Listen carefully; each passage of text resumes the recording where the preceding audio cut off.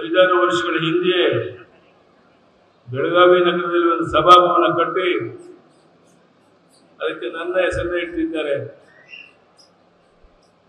ಈಗ ಇಲ್ಲಿ ಇದೊಂದು ದೊಡ್ಡ ಕಲ್ಯಾಣ ಮಂಟಪ ಕಟ್ಟಿ ಅದಕ್ಕೂ ನನ್ನ ಹೆಸರಿಟ್ಟಿರೋದ್ರಿಂದ ಅವರ ಪ್ರೀತಿ ವಿಶ್ವಾಸಕ್ಕೆ ಸಾಕ್ಷಿಯಾಗಿದೆ.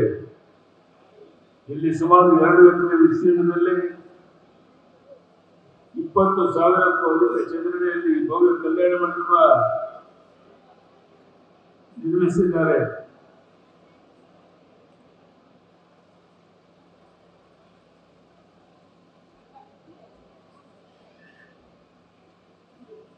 ನನ್ನ ಉದ್ಯೋಗದ ಶ್ರೀಮತಿ ಮೈತ್ರಾದೇವಿ ಹೆಸರಲ್ಲಿ ದಾಸೋಹ ಭವನ ನಿರ್ಮಿಸಿದ್ದಾರೆ.